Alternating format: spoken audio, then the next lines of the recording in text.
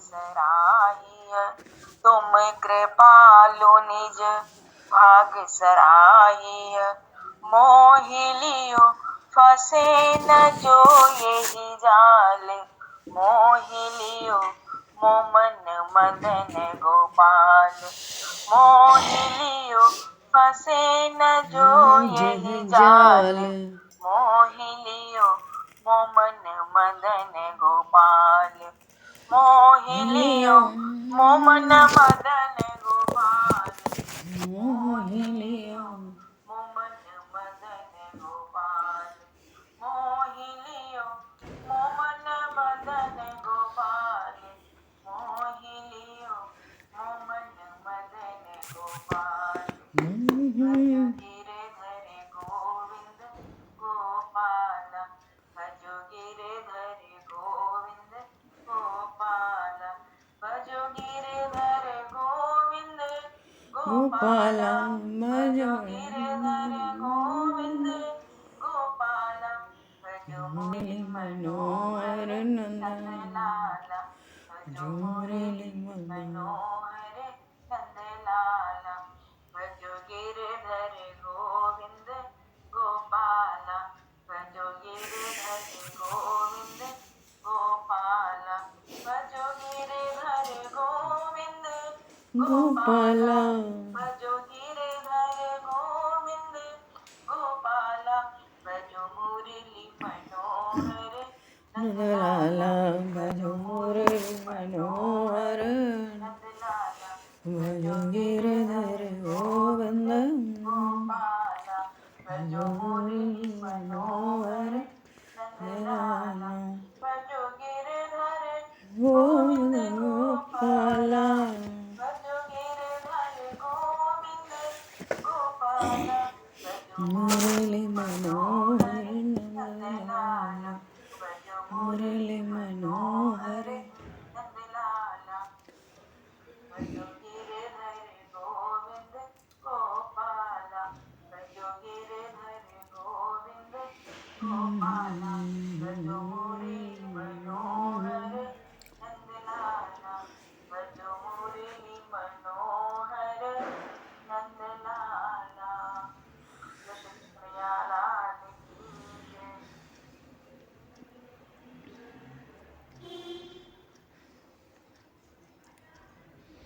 हरिशरण बोले श्री बालकृष्ण लाल की जय। श्यावर रामचंद्र भगवान की जय। श्री बांके बहर लाल की जय। श्री गौरी शंकर भगवान की जय। श्री वृंदावन प्रेम धाम की जय। सब संतन की जय, सब भक्तन की जय, समस्त वैष्णवन की जय, समस्त पूर्वाचार्य चरणन की जय, समस्त संप्रदाचार्यन की जय। श्री सद्गुरुदेव भगवान की जय। गंगा मैया की जय, जमुना मैया की जय, सरजू मैया की जय, गौ माता की जय, तुलसी माता की जय, पृथ्वी माता की जय, काशी महारानी की जय। जय जय श्री सीताराम, जय जय श्री राधे श्याम। नमः पार्वती पते, हर हर महादेव। अनंत कोटि ब्रह्मांड नायक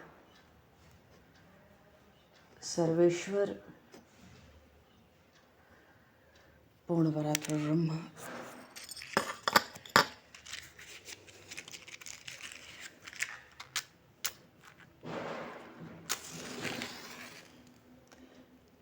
असंख्य कल्याण गुणगणलय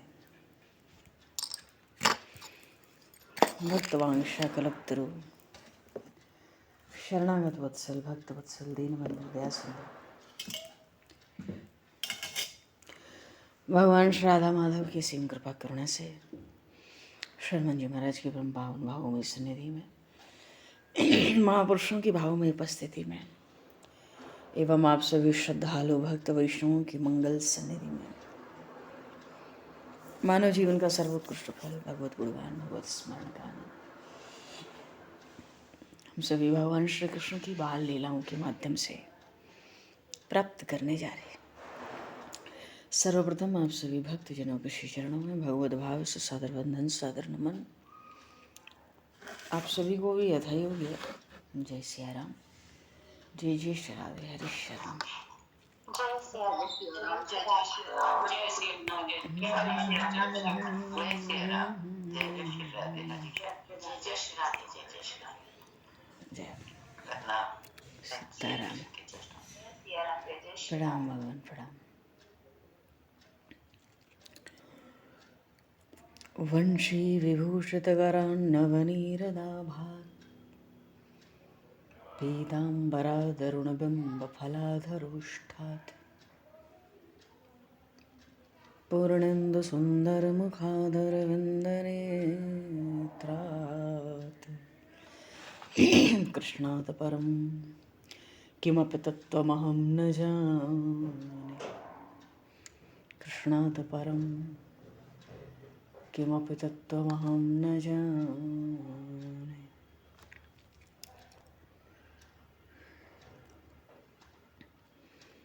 भगवान श्री कृष्ण बाल रूप से, बाल लीलाओं के माध्यम से संपूर्ण ब्रजवासियों के चित्त को चुरा रहे हैं, उनके मन का हरण कर रहे हैं। और चित्त ऐसा चुराया कि एक क्षण भी उन नंदनंदन के बिना किसी को कल नहीं है।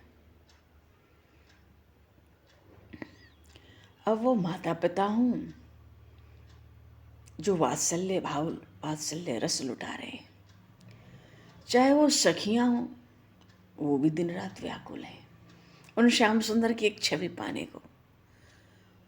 और बाल सखाओं का आनंद विशेष है, गौओं का आनंद विशेष है, बछड़ों का आनंद विशेष है, वन के पशु पक्षियों का आनंद बहुत विशेष है।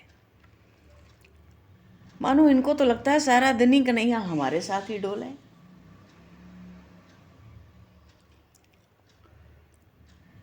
पर अपने शरीर से कन्हैया जिनके साथ नहीं है, वो भी दिन रात उन्हीं के चिंतन, उन्हीं के गुणगान में, उन्हीं के चरित्रों में लीन है।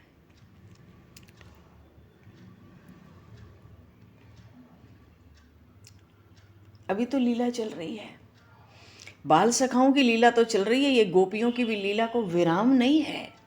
ब्रज में कहाँ से विराम होगा? इन ब्रजांगनाओं के संग भी प्रभु की लीलाएं चल ही रही हैं, उनको विश्राम नहीं है। पर अभी पूर्व प्रसंग में हम लोग बाल सखाओं के साथ भगवान की अद्भुत क्रीड़ा, देवगुरु बृहस्पति प्रलंबासुर के उद्धार को निमित्त बना के ब्रज वृंदावन की भूमि पर पधारे हैं और उन श्री कृष्ण की अद्भुत बाल लीलाओं को देख देख कर मुग्ध हो रहे हैं, अपने तन मन की सुध भुला रहे हैं। प्रलंबा आया तो वो भी तो गो बालक बनकर आया, वेश बनाकर, प्रलंबा चौड़ा काला। और फिर उसकी वृत्ति भी कहाँ बदले। पहले तो सरलता से पूछ लिया, क्या मुझे अपने साथ खेल में शामिल करोगे? और जब नंदनंदन ने कह दिया, अच्छे समय आए, क्योंकि उनको भी पता है दाऊ जी के माध्यम से इसका उद्धार होगा। दाऊ जी हैं, दाऊ दादा हैं। हाँ, बोलिए श्री दाऊ जी महाराज की जय।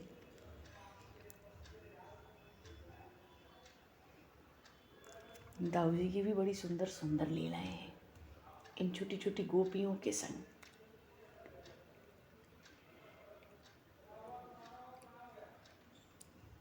उनको सबके चित्त की स्थिति पता है। कन्हैया का सौंदर्य, उसकी वाणी, उसका चलना, उसका बोलना, उसका डोलना, उसका देखना, उसका हंसना, किसी को स्थिर रहने दे तब तो। बड़े सुंदर सुंदर प्रसंग है दाऊ जी महाराज के भी गोपियों के साथ। तो दाऊ जी महाराज जिस पद पे हैं उस पद पे रह के अपनी लीला करते हैं। हाँ, क्योंकि पता है गोपियों का, इन सब ब्रजांगनाओं का चित्त तो उन नंदन ने हर लिया है। तो गोपियों को बड़ा सुख होता है दाऊ जी से, कहीं कहीं उनके सहयोग को पाकर। किसी किसी को तो मस्तक पे रख के आशीर्वाद देते हैं दाऊ जी। हाँ, यमुना जी के तट पे बड़ी सुंदर सुंदर लीलाएं हैं। अच्छा, अभी तो प्रलंब आया हुआ। नंदन ने कहा, चल भाई भले आए, अच्छे समय आए, तुम ही बताओ। इतना कह के स्वागत किया प्रभु ने, हाथ का स्पर्श हुआ, कांप उठा था, समझ गया था यहाँ से जल्दी निकलो, यहाँ बड़ी भारी विपत्ति है। यही है वो कंस का शत्रु प्रधान, यही है, इसके स्पर्श से मैं कांप उठा। कुछ ऐसी लीला करो, कुछ ऐसा उत्पात करो कि जान छूटे और ये मरे भी, पर रुकना नहीं चाहता। ये पहला दैत्य है, क्योंकि किसी को स्पर्श नहीं प्राप्त हुआ था। इसको श्री कृष्ण ने पहले ही हाथ पकड़ लिया। हाँ हाँ सखा, बताओ क्या खेलेंगे, तुम क्या खेलते हो? तुम अपने गांव में जो खेलते हो वही खेल आज हम खेलना चाहते हैं। अब खुल के कहेंगे तो नया सखा है भाई, उसका संकोच भी तो मिटना चाहिए। खेल में संकोच बना रहे तो फिर खेल तो बता दिया, पर जानता है इसने ही सबको मारा है। बकासुर बकासुर तृणावर्त उत्कर्ष पूतना, और न जाने श्रीधर किसको किसको। इससे मत उलझो। इसके मन में एक ही बात थी, इसने खेल तो बता दिया हिरण्य चौकड़ी का, पर इसके अंदर एक ही बात थी कि इसके बड़े भाई को लेके भागो मथुरा। पीछे पीछे आएगा, वहीं देखा जाएगा इसका। फिर एक बार इसको मथुरा ले चलूँ। अभी हिरण्य चौकड़ी का खेल है, बट वृक्ष तक जाना है तो जोड़ी बना लो। जोड़ियाँ बन गई। इसने खुद, इस प्रलम्ब ने खुद दाऊ जी का चुनाव किया। क्यों? लंबे चौड़े हट्टे कट्टे हैं, वहाँ जोड़ी ठीक रहेगी। भाई कोई भी किसी की पीठ पर आ सकता है, किसी को भी घोड़ा बनना पड़ सकता है, वो भी बट वृक्ष तक, भांडेर वट तक। हाँ ठीक है। उधर बेचारा सुबल, अब सुबल के संग नंदनंदन का जोड़ा बन सकता था, पर नहीं बन सकता है। क्यों? सुबल कन्हैया के पीठ पे चढ़ेगा ही नहीं, इतना लाड़ प्यार है उसको कन्हैया से। कन्हैया सुबल को घोड़ा बनाएगा नहीं, तो का प्रश्न ही नहीं उठता।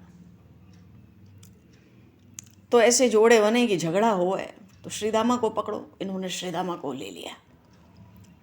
मधुमंगल ब्राह्मण है, थोड़ा और लंबा है।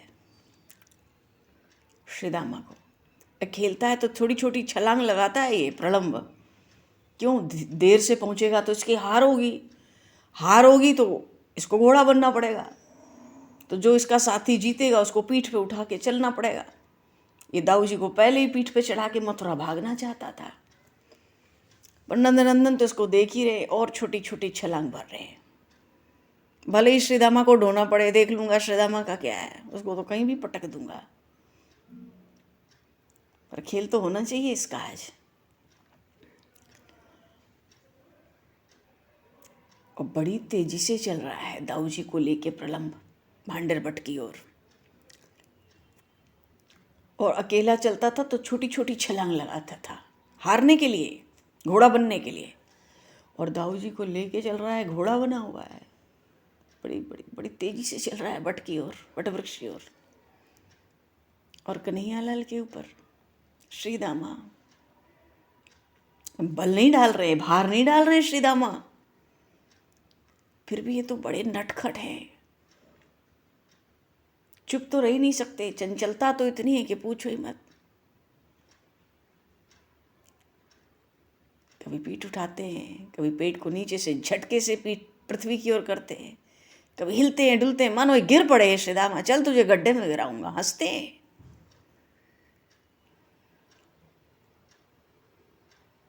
अच्छा, घोड़े तो चल पड़े भैया भांडर बट की ओर। जो जो हारे थे अपनी जोड़ी में वो घोड़े बने, और जो जीते थे वो पीठ पे चढ़े। तो दाऊ जी पीठ पर हैं प्रलम्ब के, और बड़ी तेजी से चल रहा है।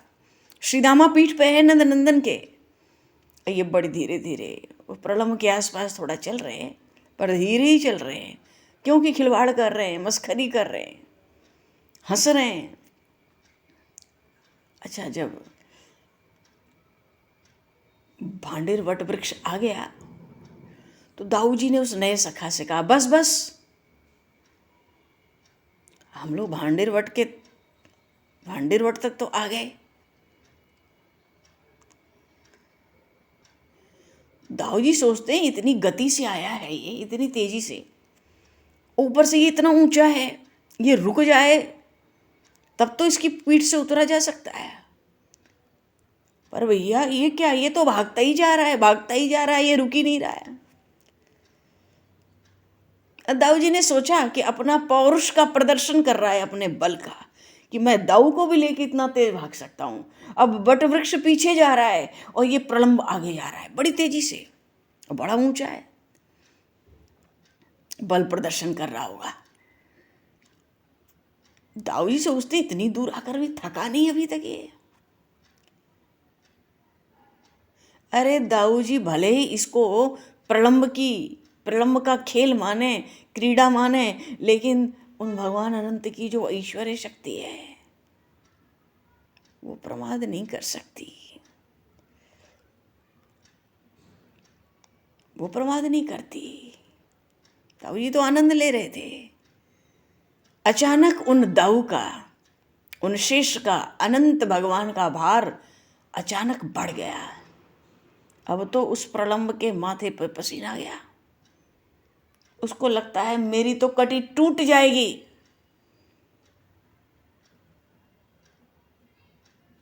इस रूप में इसको मैं और ढो नहीं सकता। तो अचानक वो प्रलंब किया, दाऊ जी के दोनों चरण पकड़ लिए और उचका, मानो पीठ से गर्दन पर लिया और खड़ा हो गया। और खड़ा होते ही अपना असुर रूप उसने प्रकट कर दिया। और फिर जब प्रकट किया तो पृथ्वी से आकाश में उछला वो प्रलंबासुर। बरूथप चौंक गया। क्यों, सुबल की पीठ पर था ना, बरूथप भी थोड़ा लंबा चौड़ा है। चौंक गया, अरे सुबल देख, अपने दाऊ को बट के आगे से भी लिया जा रहा है वो। देख तो देख कैसा दौड़ रहा है वो। बट वृक्ष तक जाना था, ये आगे लेके क्यों जाता है। और भैया सुबल तो छोटे हैं, बरूथप को अपनी पीठ से लुढ़का दिया, खड़ा हो गया। बरूथप भी खड़ा हो गया। तो ऋषभ ने जोर से आवाज लगाई, अरे वो भद्र, वो सखा नहीं है, राक्षस है, राक्षस। वो हमारे दाऊ दादा को लेके उड़ने लगा है। भद्र ने भी ऋषभ को अपनी पीठ से लुढ़का दिया। दौड़ते दौड़ते पुकारता है, क्या, अरे ओ कन्हैया, कन्हैया, वो राक्षस है, कन्हैया, कन्हैया। श्रीदामा चौंक गया, पीठ पे था नंदनंदन के, राक्षस है। नंदनंदन ने उसको लुढ़का दिया, खड़े हो गए, सब दौड़ पड़े। अब न घोड़ा न सवारी, सब दौड़ रहे हैं दाऊ जी की ओर। क्यों, वो तो पृथ्वी से आकाश में उछाल मार दिया, छलांग लगा दिया। अब तो मानो काजल, पर्वताकार काजल का जैसे काजल का पहाड़ ही हो, अपने रूप में प्रकट हो गया। और उसके मस्तक पे स्वर्ण का मुकुट है। उस असुर के, उसके भुजाओं में स्वर्ण के आभूषण हैं, केश उसके लाल लाल हैं, नेत्र जलते हुए अंगारे, भ्रिकुटी बड़ी कठोर, दाढ़ें बड़ी भयानक। और भैया ये असुर तो अपने कंधे पर वो नील वस्त्र धारण करने वाले नीलांबरधारी और बिल्कुल तपाए हुए स्वर्ण की तरह तप्त कांचन गौर वर्ण श्री बलराम जी को बैठाए उड़ा जा रहा है। अपनी दोनों भुजाओं से संकृष्ण भगवान के दोनों चरण उसने बांध रखे आगे और वायु के वेग से जाना चाहता है। पर सखा देख रहे हैं ये अब बढ़ नहीं पा रहा है। कैसे बढ़ेगा? उन जगदाधार भगवान अनंत का बहुत भार है। ब्रह्मांडों को उठाए हैं भगवान की शेष शैया, तो नारायण की यही है। भार इतना बढ़ गया, उस ऐश्वर्य शक्ति ने इतना बढ़ा दिया कि उस असुर की जो गति थी ना, शिथिल हो गई, होती ही जा रही है।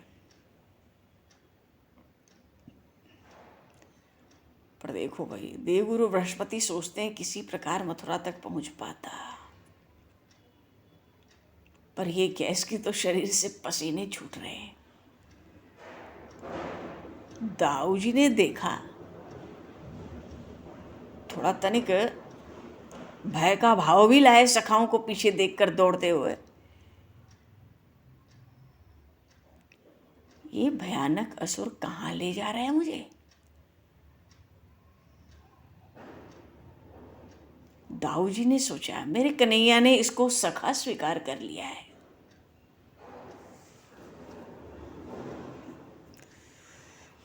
अब मैं इसे मार भी तो नहीं सकता।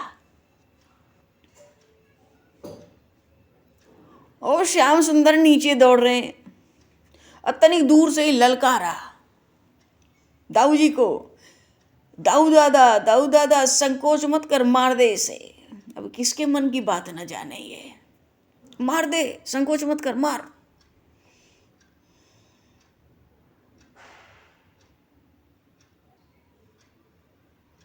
अरे इतनी पुकार की तो प्रतीक्षा थी दाऊ जी को।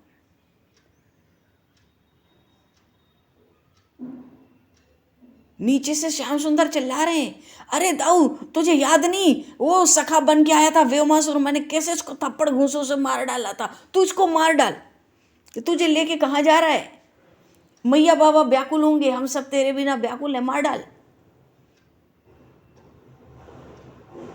इतनी पुकार की तो प्रतीक्षा थी।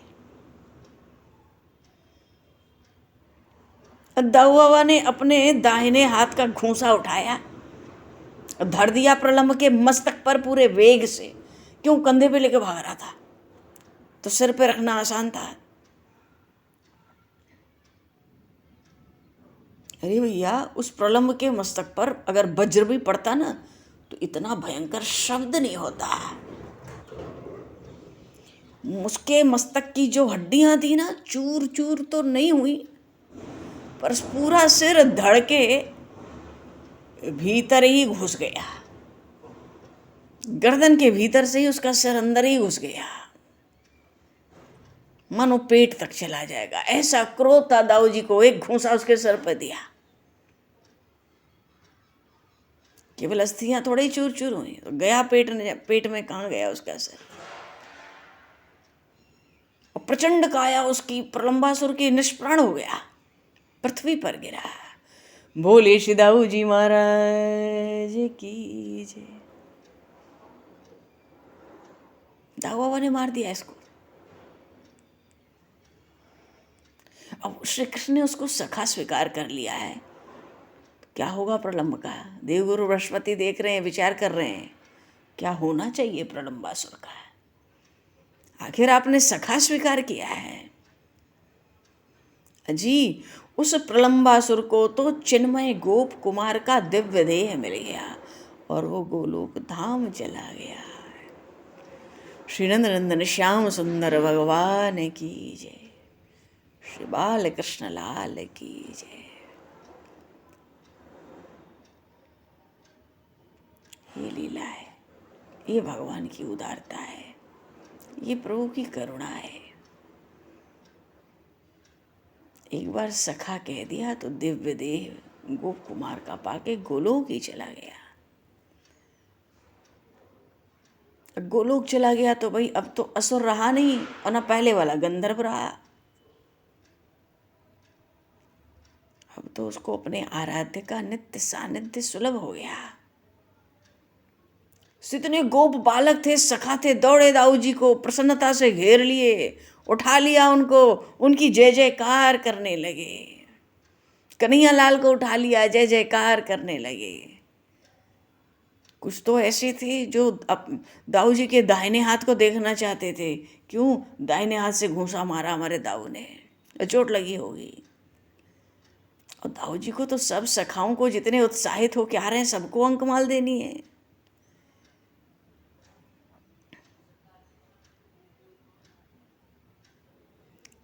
धूम मच गई सखाओं में, आनंद होने लगा, गुणगान होने लगा, जय जयकार होने लगे श्री कृष्ण बलराम की। देवगुरु बृहस्पति इस झांकी का दर्शन करके आनंदित हो रहे हैं। गोविंद जय जय, गोपाल जय जय, गोविंद जय जय गोपाल जय जय, राधा रमण हरि गोविंद जय जय, गोविंद जय जय गोपाल जय जय, गोविंद जय जय गोपाल जय जय, गोविंद जय जय।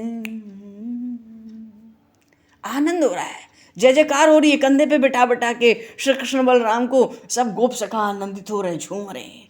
उनके लिए तो एक किस्सा होता था, एक कहानी हो जाती थी वन से आके घर घर में सुनाने के लिए। आज दाऊ जी ने एक घूंसे में मार डाला, दूसरे घूंसे की आवश्यकता नहीं पड़ी, बाल सखा इसी में प्रसन्न है। हमारे कन्हैया ने व्योमासुर को मारा, वो भी गोप वेश बनाया था। कितने थप्पड़ घूंसे मारे कन्हैया तूने, सच सच बता, बिना खींचे बता। हाँ, ये नहीं कि लड़ने लगे। और देख दाऊ दादा को, कितना बड़ा है तुझसे, कितना बलशाली है तुझसे, एक घूंसा में ले लिया उसको। ऐसा आनंद हो रहा है, बातें भी हो रही हैं, मस्करी भी हो रहा है, विनोद भी चाह रहा है, आनंद हो रहा है, जय जयकार हो रही है, गुणगान हो रहा है। इन बाल सखाओं के आनंद का क्या पूछना है।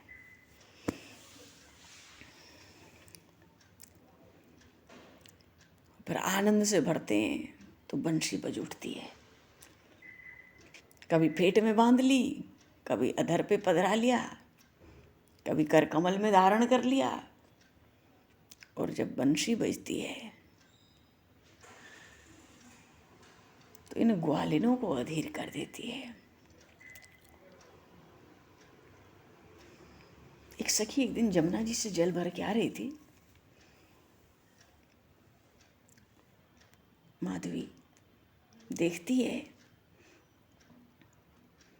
तमाल का वृक्ष है, अपनी पीठ सटा के कन्हैया खड़ा है और बंशी में रस भर रहा है। बंशी बज रही है। ये तो अपना मटका उटका सर पे लेके जल लेके आ रही थी जमुना जी से स्नान करके। अब तो बंशी का स्वर कान में पड़ा तो सुध-बुध जाने लगी उसकी। क्या रूप माधुरी है नंदनंदन की, क्या अलकें लहरा रही हैं, क्या कुंडल झलमिला रहे हैं, कैसा पीतांबर फैल रहा है।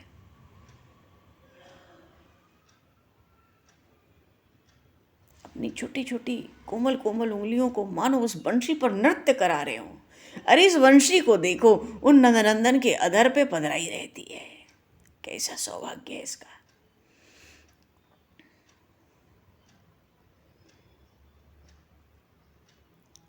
अरे ठाकुर जी जब बंशी बजावें,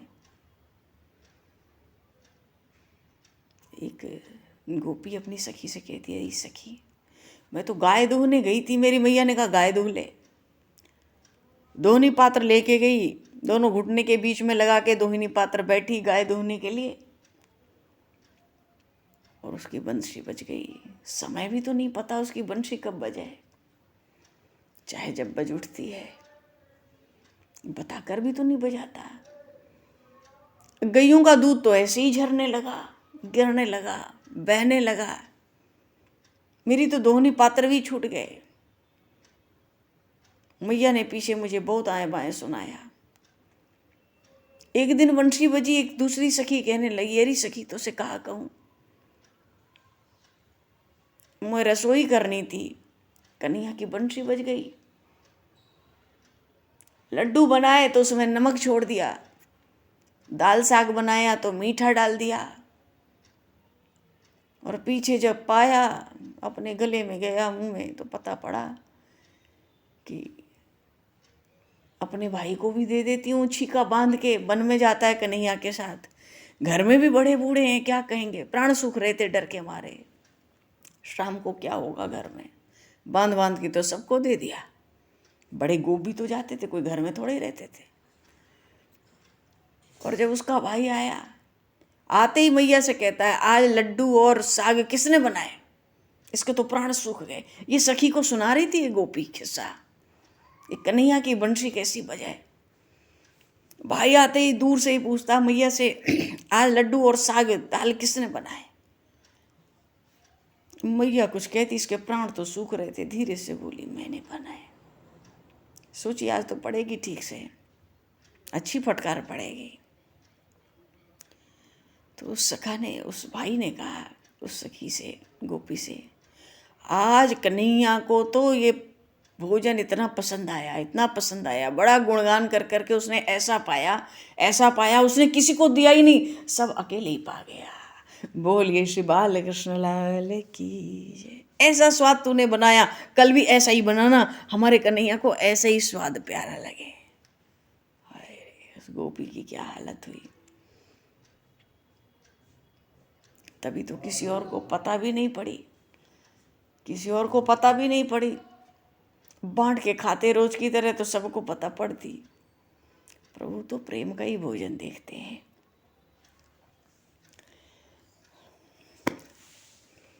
एक सखी जमुना जी से आ रही थी,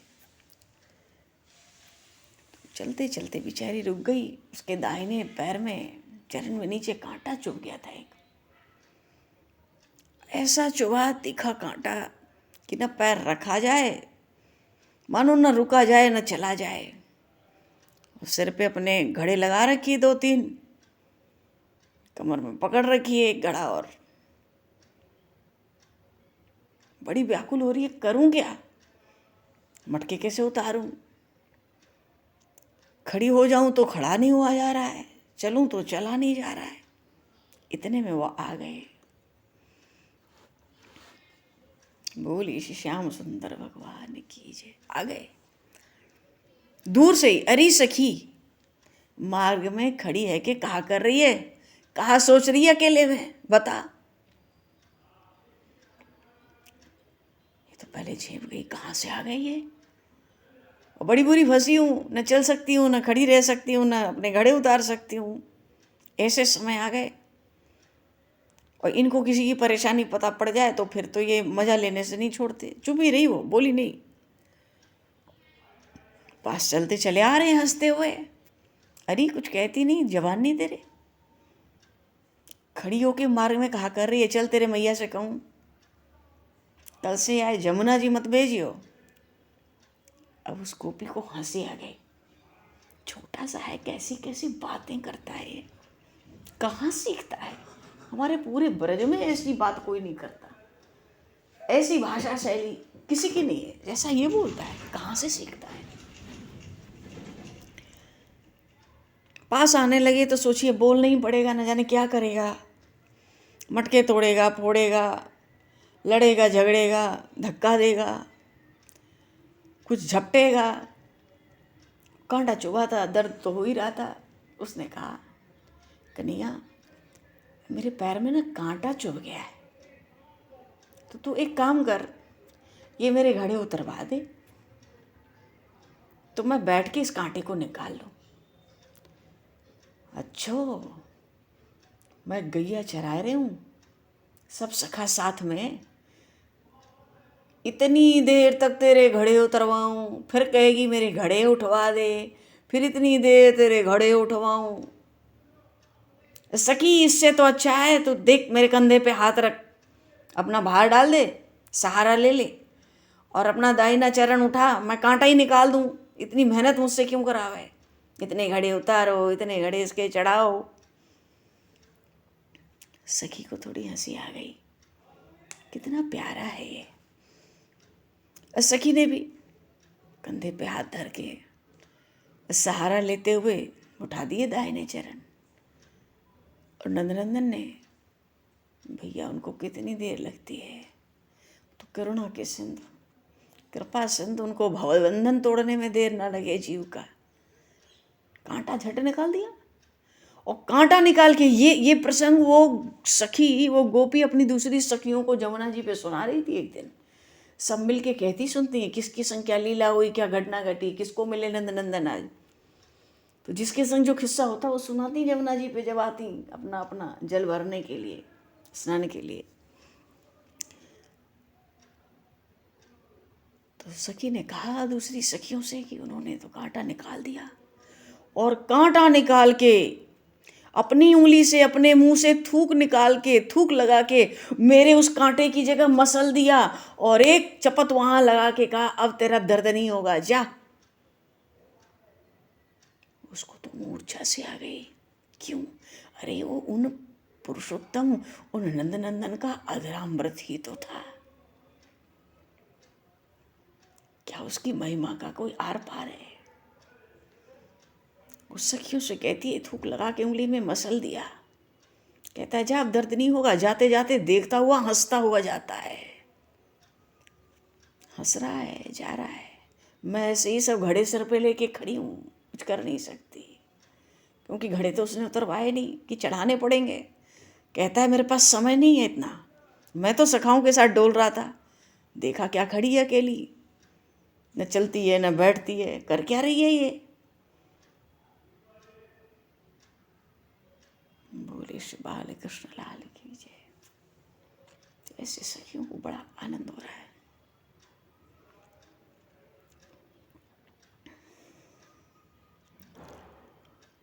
एक ब्रज में सबसे छोटी सखी है, उसका नाम है नंदा।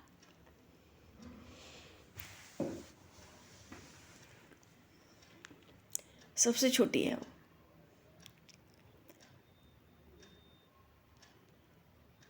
गौरी है, वो भी बहुत छोटी है, पर इस नंदा से बड़ी है। बहुत छोटी है, नंदा से बड़ी है। नंदा सबसे छोटी है ब्रज में। जैसे तोक है ना, तोक से छोटा कोई नहीं, इस नंदा से छोटा कोई नहीं।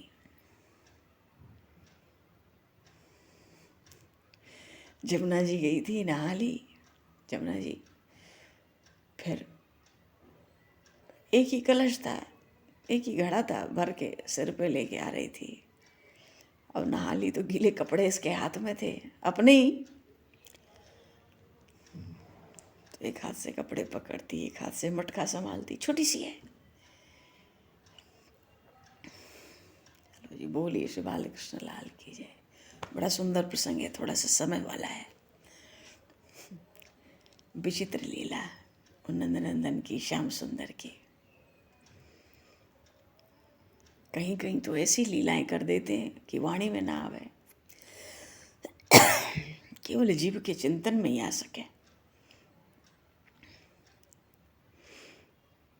छोटी सी नंदा बड़ी बड़ी सखियों से बातें सुनती है ना।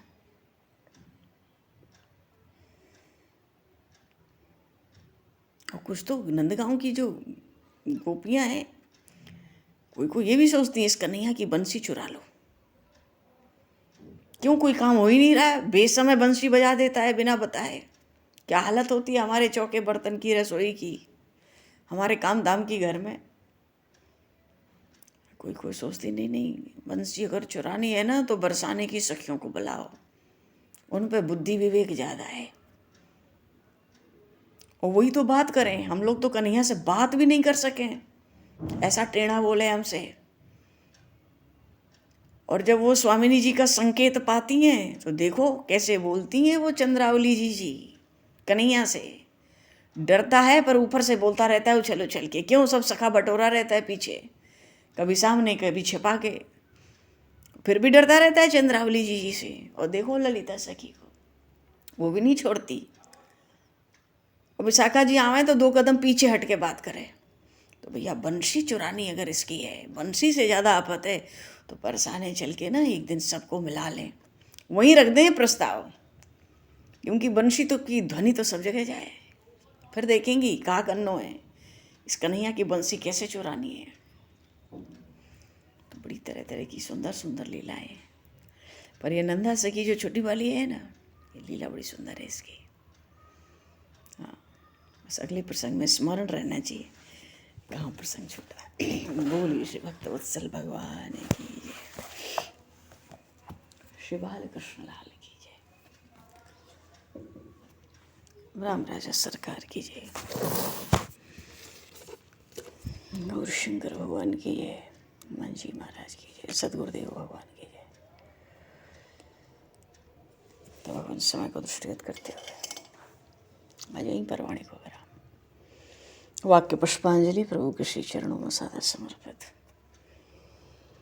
आप सभी को यथा योग्य जय श्री राम, जय जय श्री राधे, हरीश।